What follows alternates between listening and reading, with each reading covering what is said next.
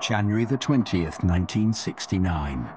The 37th President of the United States was about to take the oath of office.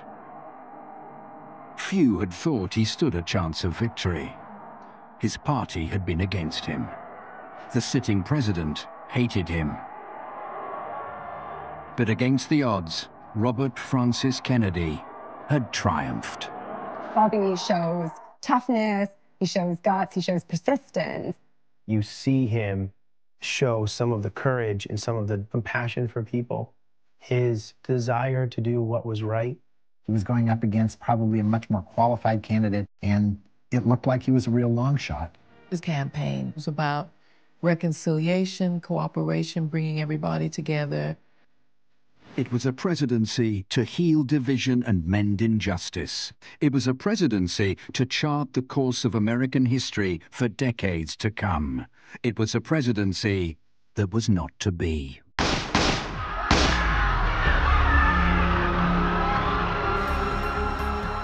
For the last 50 years, America has been looking for what Bobby Kennedy could have given us.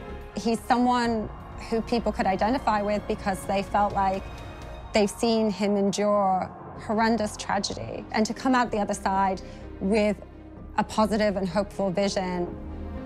Had he lived, I think he would have been one of our great presidents. It is the story of a Cold War warrior who became an advocate for peace, of a son of privilege who became a champion of the downtrodden. It is a story of tragedy and triumph, of high ideals and dirty tricks. It is the story of America's lost president.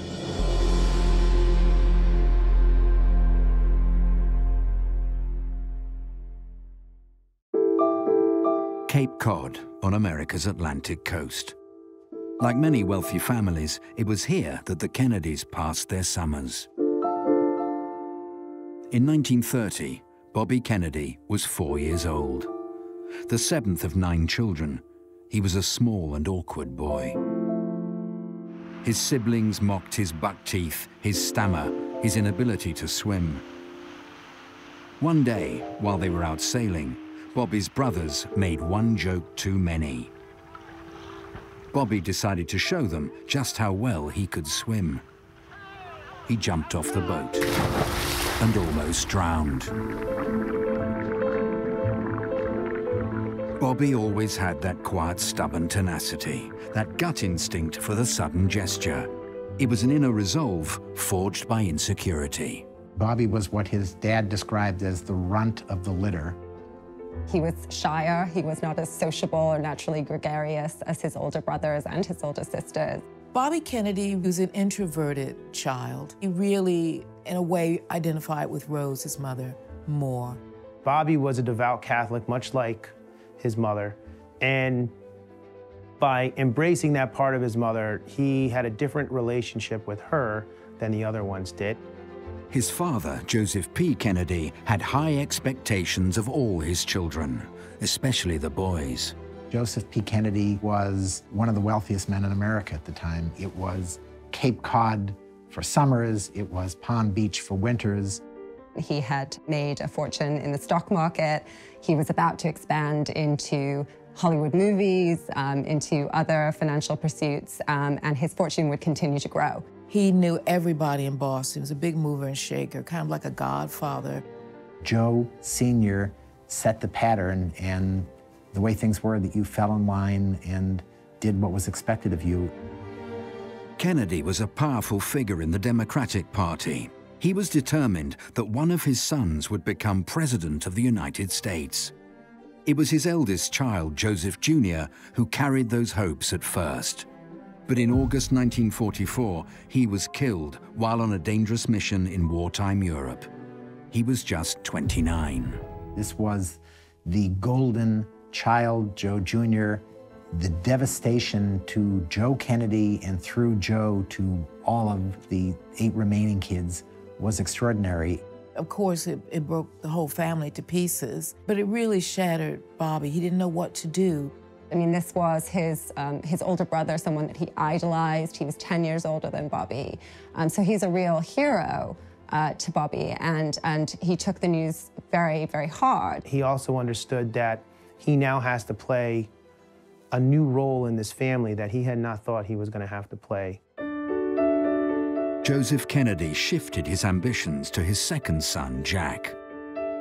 In 1946, he won his first election, becoming congressman for the 11th District of Massachusetts. That same year, Bobby began his studies at Harvard. He wasn't a stellar student. I mean, the teacher said he kind of like didn't make an impression. He was sort of a C student, maybe even a D student. Bobby was a little bit outshone academically by his older brothers, particularly. However, Bobby did excel his brothers in one respect. He was the first of them to marry. Ethel Skakel was the roommate of Bobby's younger sister, Jean, in college. Bobby was, in those years, shy and had to have the real personality pulled out of him, and there was nobody better in the world to do that than the extraordinary, outgoing, gregarious, funny, charming Ethel. Thanks to a word from his father, in 1951, the newly married Bobby began work as a lawyer at the Department of Justice. But within months, he was called away. His brother Jack was running for Senate. His father wanted the 26-year-old Bobby to run the campaign. He took the role out of a family obligation. And that was something that Bobby often did. It was Bobby who was there steering the campaign. It was Bobby doing all the dirty work behind the scenes where Jack could look like the good guy up front. He was his consigliere. Bobby Kennedy understood very clearly what his job was to be. His job was to help the Crown Prince, Jack.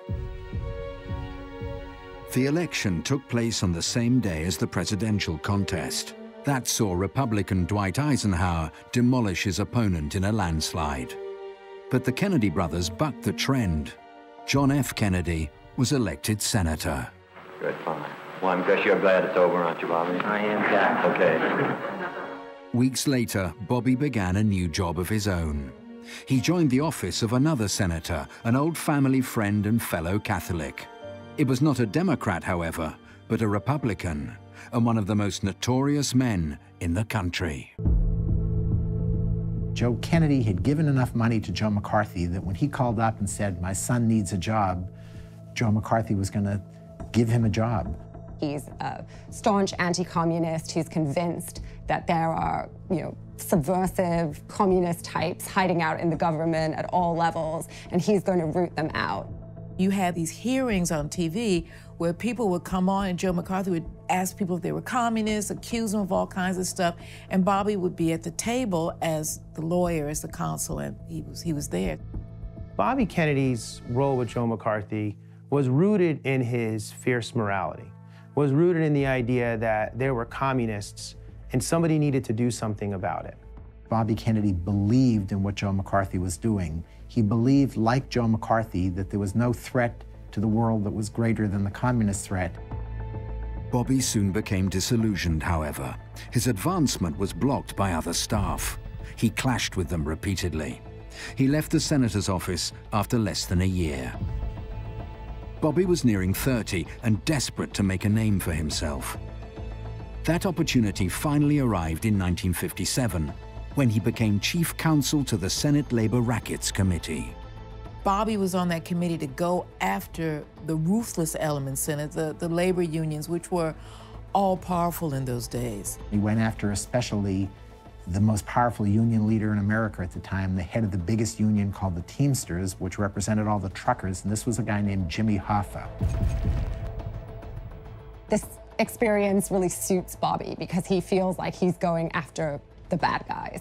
And he's a very right and wrong person, particularly at this stage in his life. At the root of his experience with the Rackets Committee was Bobby Kennedy's desire to find justice, to expose corrupt people, to expose the problems of American society, because that's what he believed he was always fighting for. Bobby Kennedy saw what was going on with Jimmy Hoffa and union corruption as almost as big a threat to America as the communists.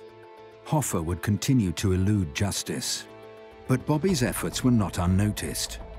No longer the runt of the Kennedy clan, there was even talk of a political career of his own. But family loyalty intervened once again. In 1960, his older brother launched a bid to become president. Bobby would be there to help. 1960. This was the year the Kennedy family had been waiting for. It would bring a presidential election in the November. It had long been earmarked as JFK's moment. First, though, he had to win the nomination. Bobby Kennedy was the person who controlled that election. He had been so successful in the Senate election that he had taken the reins of this election, and he was fiercely committed to this. You didn't necessarily win the presidential nomination through primaries. They were important more as kind of signals of who had popular support. He did it by taking on the opposition, taking on the difficult issues of whether a Catholic in the White House would be an instrument of the Pope. Bobby took on all those issues.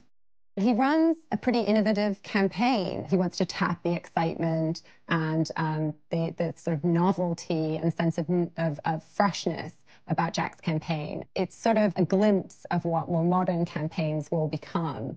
Early victory in Protestant West Virginia seemed to prove the Kennedy appeal could break down the barriers of anti-Catholicism. In primary after primary, Kennedy victory followed Kennedy victory. But the nomination was not secure yet. The decision would be made at the Democratic National Convention in Los Angeles. There, the Kennedys' last possible rival made his move. Lyndon Baines Johnson is arguably one of the most incredible politicians that ever lived in the United States of America, an absolute master of politics. He's the Senate Majority Leader. He's one of the most powerful men in Washington. And he decides to run a very different kind of campaign. Johnson had entered the race late. He thought, based on his name and his connections within politics, he could still maybe get the nomination. He thinks that he will be able to control and win support of more delegates at the Democratic Convention. He doesn't need to enter the primaries and win delegates that way.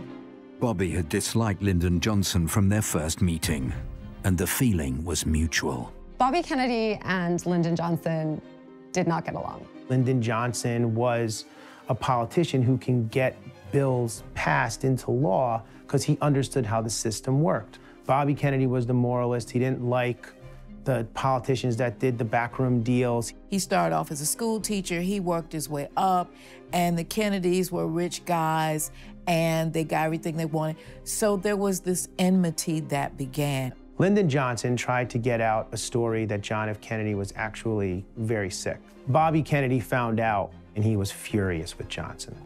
Bobby Kennedy got a doctor to come out and say, no, my brother doesn't have life-threatening Addison's disease. Well, in fact, Jack Kennedy had a really serious version of Addison's disease. So Bobby Kennedy essentially flat out lies, but in defense of his brother, and Johnson actually ends up backing down. It made Bobby Kennedy hate Lyndon Johnson for the rest of his life. Johnson's dirty tricks failed.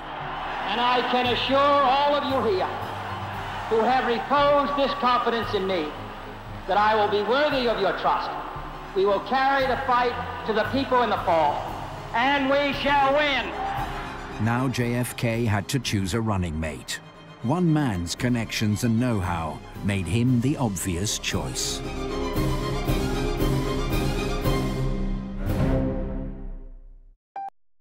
Johnson would share the Kennedy ticket, but neither he nor Bobby would forget their dispute. Jack went on to face sitting Vice President Richard Nixon in the general election.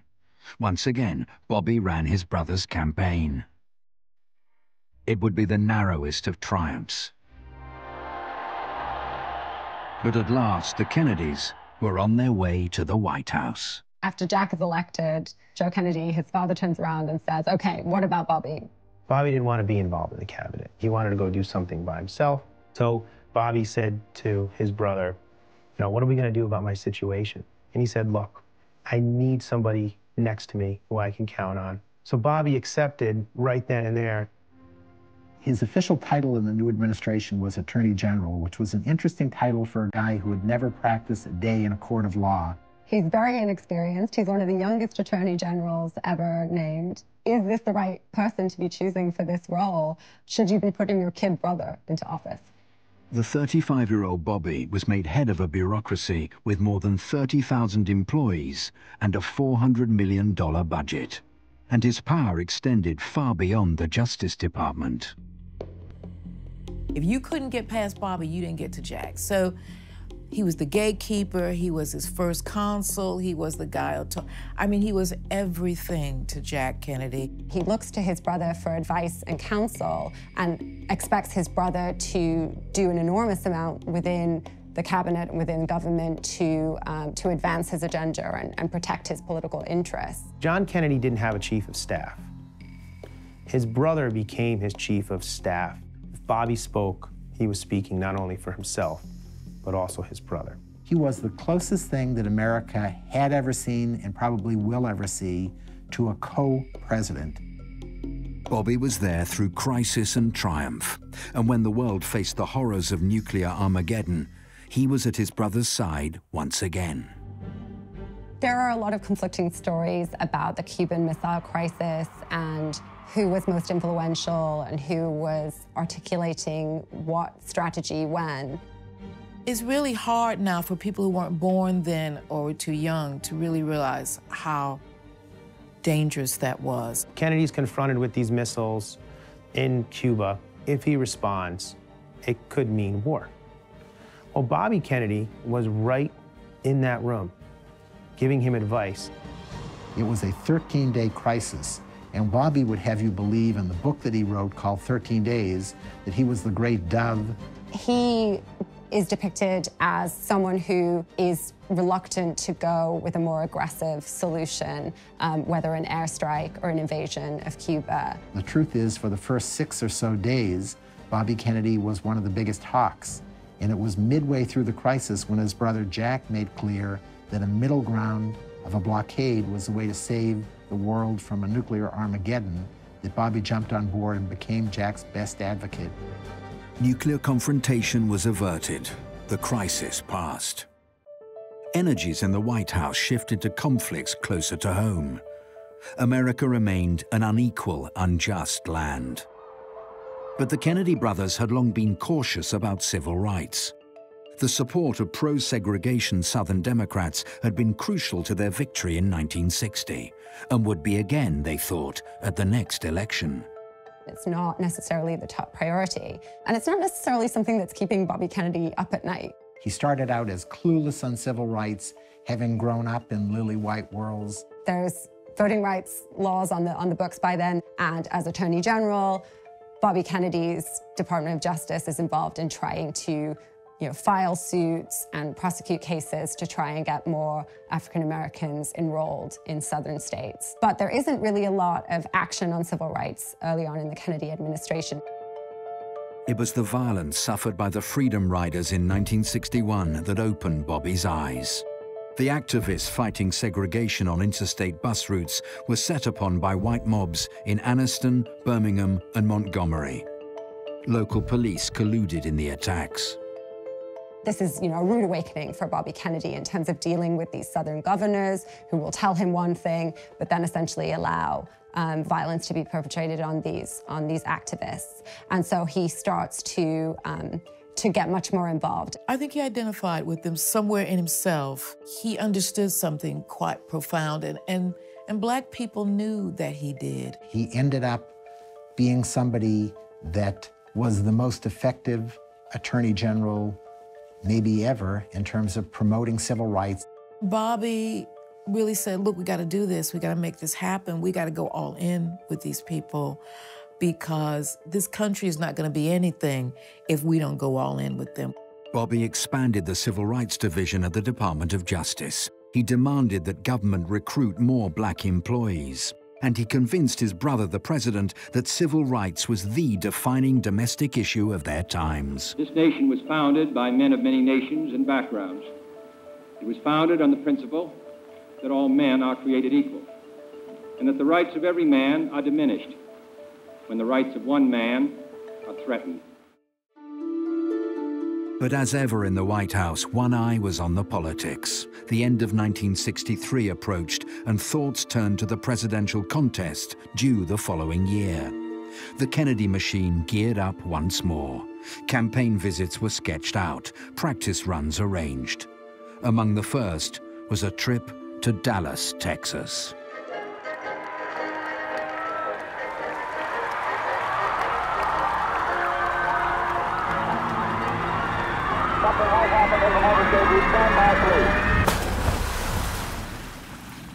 Bobby was at home when the news came. He'd just taken a swim on his lunch break and was about to head back to the Justice Department when the phone rang. The direct line to the White House. It was urgent. Ethel Kennedy, his wife, picks it up and holds up the line and says, "It's J. Edgar Hoover on the phone for you." And as soon as Bobby heard that, his stomach began to sink. He knew that Hoover never called with good news. J. Edgar Hoover said, "The president has been shot and it may be fatal." He is ashen-faced. He's, shocked. And in that moment, Bobby Kennedy's life changed dramatically and forever. It created a kind of fatalistic feeling in Bobby. His brother was the golden boy. So if he can get killed, anything can happen now. Anything can happen. Bobby became America's mourner-in-chief. Every time a picture was taken, he was there delivering the most moving eulogies. Bobby pulled it together, and he helped America pull it together. Just when the rest of the family was starting to come out of their sense of grief, just when the country was coming out of its sense of mourning, Bobby crashed and burned. Out of the public eye, Bobby collapsed into a deep depression. Jack had been his work and his family life.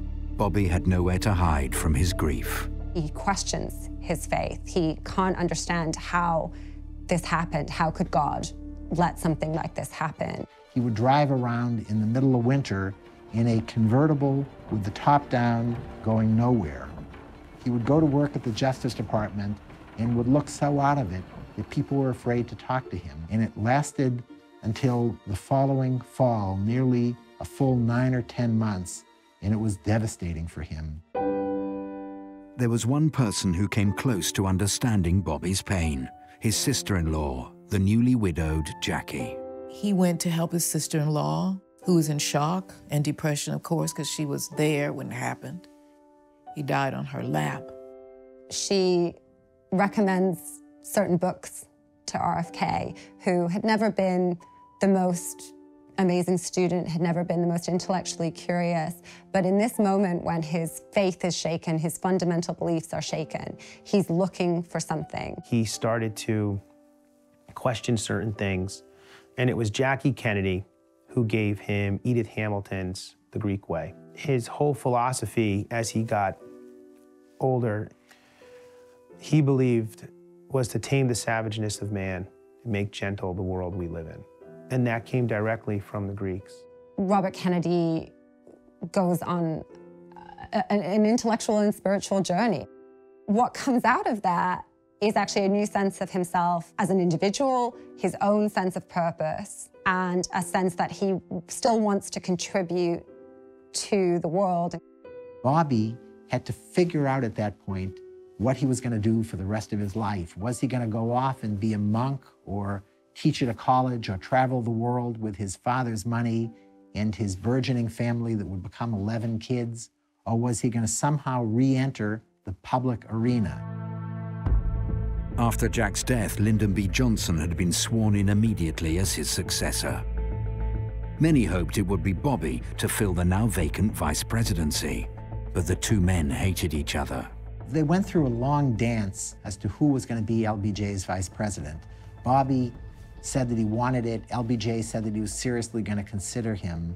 These two guys hated one another enough that there was never a question. The last guy in the world that Johnson would have wanted at his side in the White House was Bobby Kennedy. And he said, basically, if this guy is my vice president, people will think I can't do this by myself. I'm not going to win the next, the election by myself because I'm with a Kennedy. Despite the clamor for another Johnson-Kennedy partnership, the president chose Hubert Humphrey instead. Bobby remained as Attorney General, but his vast influence over government was gone. He helps to push through the 1964 Civil Rights Act, which Lyndon Johnson also pushes for as a kind of legacy to President Kennedy. He and his enemy, Lyndon Johnson, collaborated on getting that bill passed. Johnson couldn't have done it without Bobby, and Bobby couldn't have done it without a Southerner like Johnson backing it. He stayed there mostly for the Civil Rights Act of '64 and wanted to pass that. And when that passed in July, he started thinking about the next step. Bobby resigned as Attorney General in September 1964, shortly after announcing his bid for the Senate seat of New York. Finally, he was launching a political career of his own.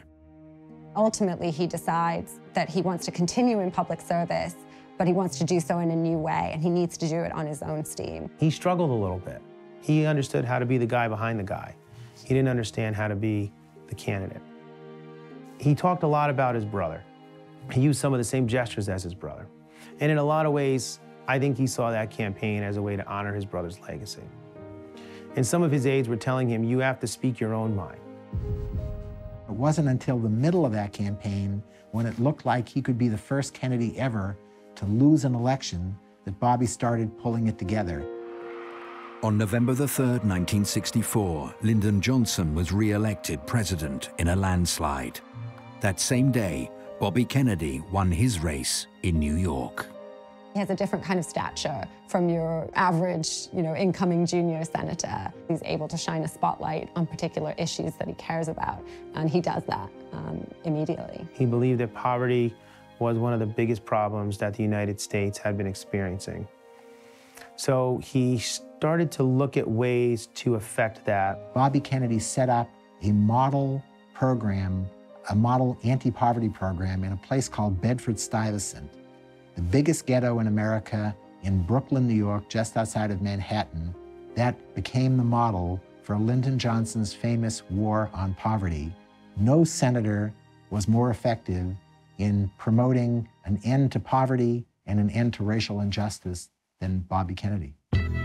But America was a divided nation. The pace of change, too slow for some, frightened others. And all the while, the war in Vietnam dragged on and on. The US had been involved in the conflict since the time of Eisenhower. The Kennedy administration, with Bobby's support, had broadened that military aid. But it was under Johnson that the war became an American nightmare. He didn't want to look like the guy who took over for Jack Kennedy and lost America's first war. Johnson commits combat troops. He starts bombing campaigns so that the Vietnam conflict is growing and becoming a much bigger war and a much bigger part of the public conversation. Nobody's right. Bobby had been a hawk in the early 60s during his brother's administration, but the situation in Vietnam had changed in the years since, and so had Bobby. Bobby Kennedy is concerned about the escalation of the Vietnam War, and at first he tries to keep that concern relatively quiet. He's worried about how it will be perceived. He's worried about implications for the Democratic Party, at the same time that he's incredibly worried about what the president is doing. Lyndon Johnson wasn't about to listen to Bobby Kennedy on Vietnam or anything important. In 1967, Bobby traveled to Europe. There, he held talks with foreign leaders and diplomats who backed peace in Vietnam. But the discussions were leaked to a newspaper. Johnson was furious. Johnson sees this as an attempt to undermine him, and he, personally and publicly condemns Bobby Kennedy, who thinks he's kind of conducting, backdoor diplomacy and challenging his position as president. Bobby Kennedy decided that he was going to publicly take a stand against the Vietnam War and against the bombing campaign that Lyndon Johnson had been waging against North Vietnam. So in March of '67, he gave a speech on the Senate floor that admonished the administration and said that this was not the right way to go in Vietnam. He was the first one to matter to get up on the floor of the Senate and say, mea culpa, we got it wrong, we made a mistake, but we've got to correct that mistake, we've got to get out of Vietnam. So he was the most effective anti-war politician and figure of any kind in America in the mid-60s. Johnson had assured the American people that victory was in sight. But in January 1968, North Vietnam launched a new offensive. A wave of surprise attacks targeted cities and military installations across the country. America's enemy was far from beaten. The American people who were told by Lyndon Johnson that the war was almost over and there was a light at the end of the tunnel had seen the battles and believed that the war had a long way to go. And they felt deceived somewhat by Lyndon Johnson. It's a real unnerving moment for the American public, and it's an important turning point in terms of larger public opinion about the war. The Tet Offensive could not have come at a worse time for Johnson.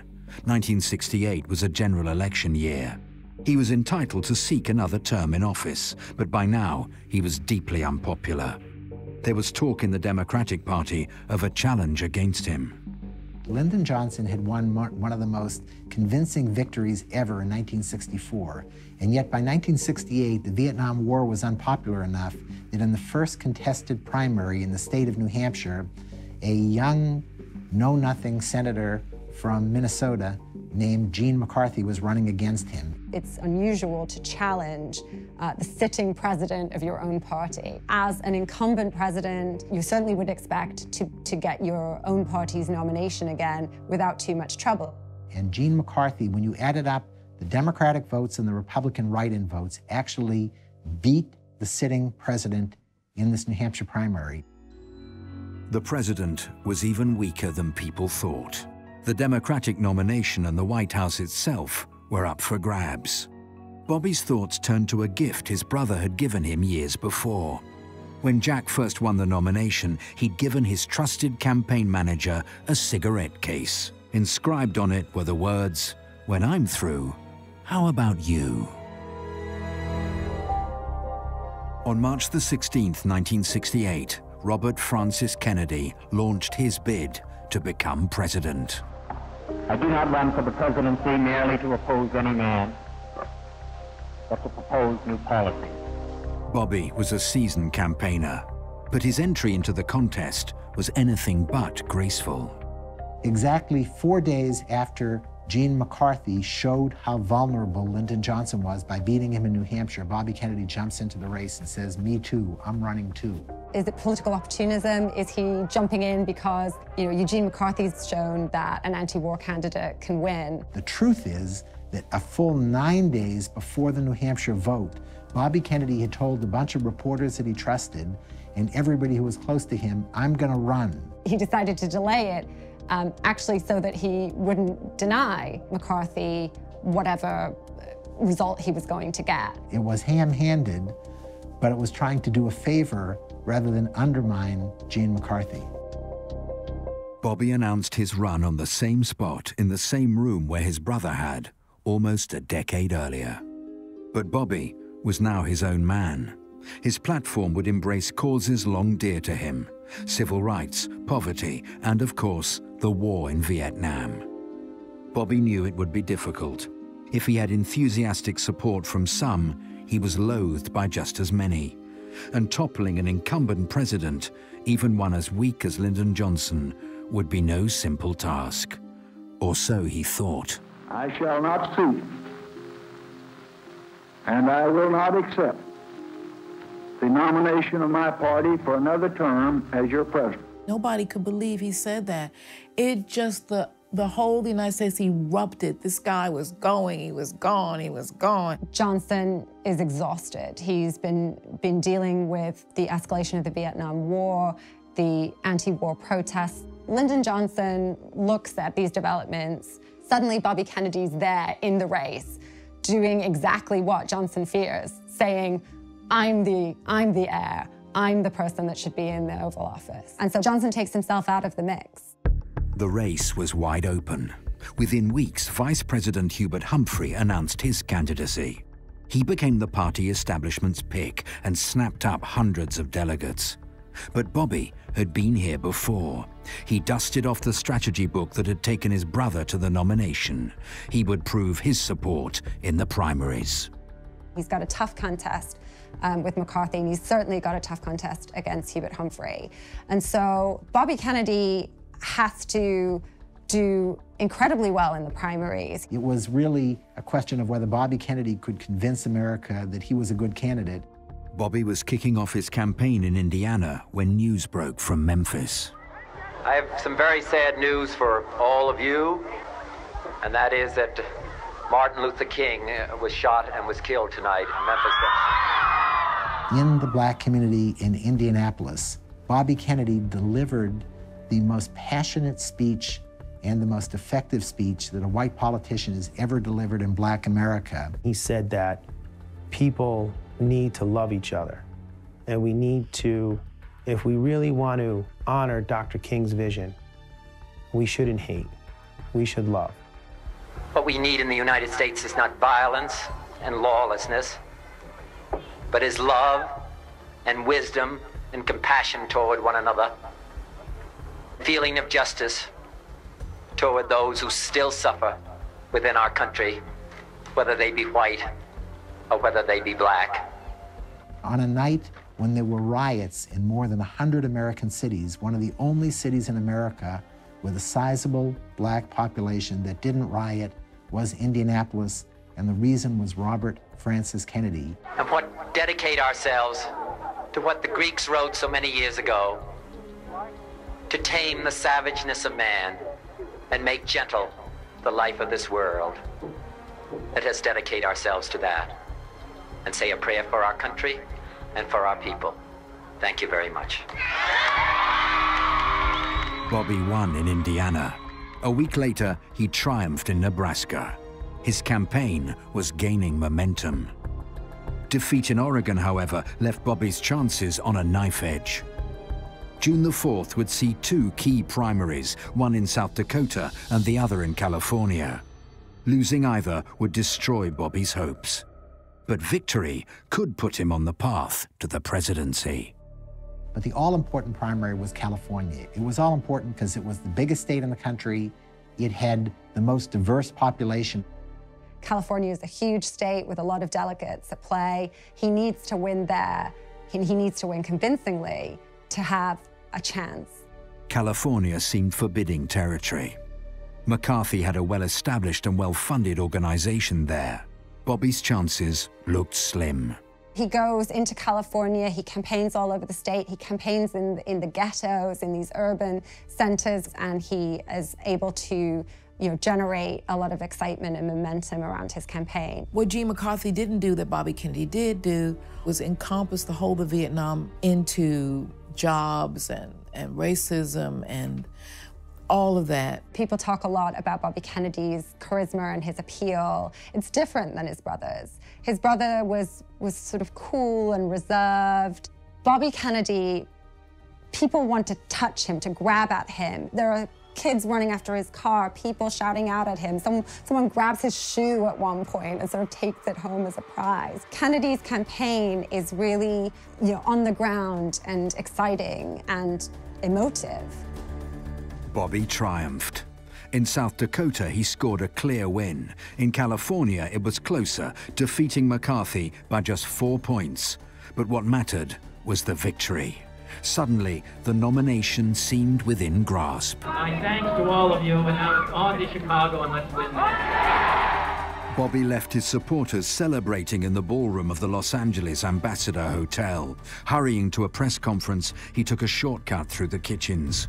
It was there he crossed paths with 24-year-old Palestinian Sirhan Sirhan.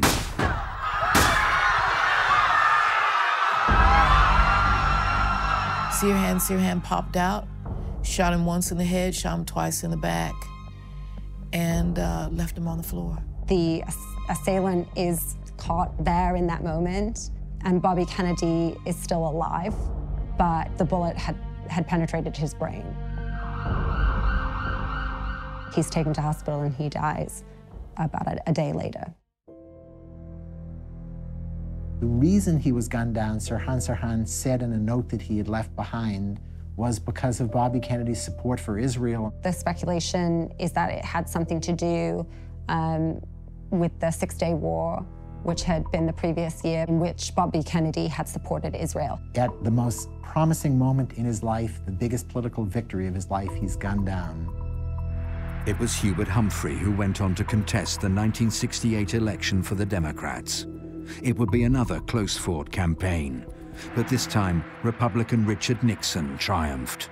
That election in 1968 was arguably one of the most important elections of the last century. There was this extraordinary schism in America over race, and Richard Nixon got a lot of people, a lot of whites who were very angry, to rally around him.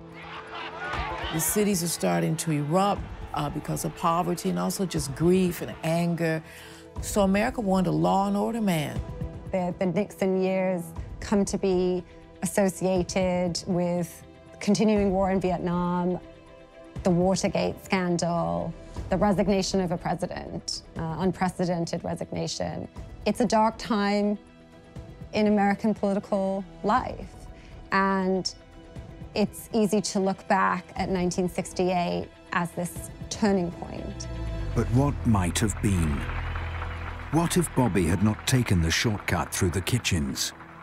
What if a bodyguard had been with him? What if Bobby had lived?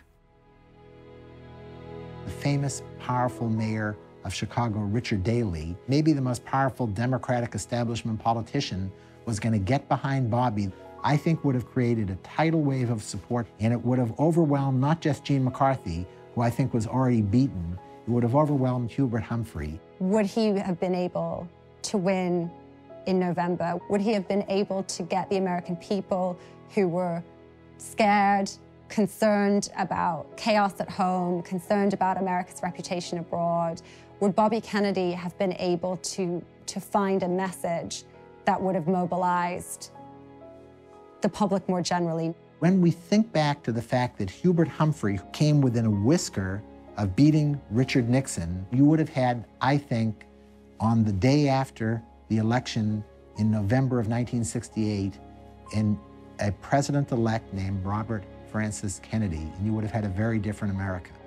We probably get an earlier end to the war in Vietnam, and we get someone that cared about poverty, that cared about civil rights. Just his transparency alone and his ability to connect with people would have changed how people see the role of government. He would have not just been a very different, and in my mind, a much better president to heal the wounds in America than Richard Nixon turned out to be. I think he would have been a better president than his brother had been. His brother's assassination really made him see that life was short and that your job is to do something with it, do something good, leave something good behind. I think he would have been a great president. The aims that he articulated, the sense of hope, the sense of optimism, the sense of unity and reconciliation, those are themes that endure. It is a vision of America that was not to be. It is hope untarnished by compromise or scandal. It is a path forever in sight, but one that can never be reached.